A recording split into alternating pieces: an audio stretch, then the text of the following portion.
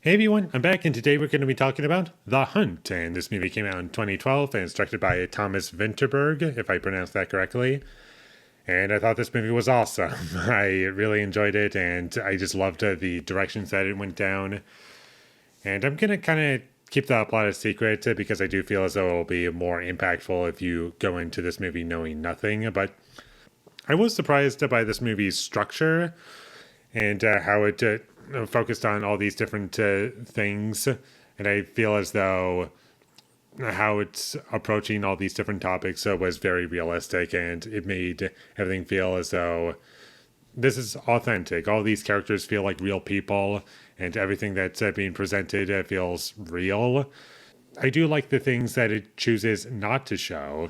I found that to be quite interesting, and I thought the performances were great from what I could tell. Obviously, I don't speak the languages natively outside of English, which there is some English in this movie, but most of it's not in English, so I couldn't really comment on the performances all too well when it comes to intonation or enunciation. And I do like how this movie opened. It was kind of fun and enjoyable, and it kind of just sets the environment and tone of how these people interact with one another, and how the tone slowly shifts as the film progresses. And I found it to be very impactful. I thought the characters were great in this movie and very strong and interesting to watch. And each character in this movie felt like their own person. Never once did I feel as though I was watching too similar of a character when we got a scene with more than one character in a scene. That was something that never happened. I also liked the music in this movie. I thought it was complimentary and somewhat memorable, and most of the movie doesn't use music, and I do feel as though that was an effective choice because movies obviously can always choose not to use music, and there's nothing wrong with that. And there's lots of great scenes in this movie that I really enjoyed. I do like the characters and how they transform as the story progresses.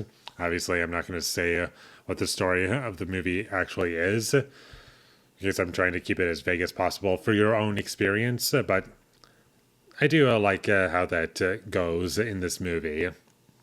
And about halfway through the movie, without spoiling anything, I wasn't expecting it to kind of switch perspectives in this movie.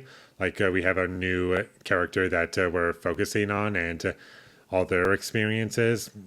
And it made sense, and they felt like their own character, and I liked the movie's approach to it. And I did like how things were being set up in the beginning.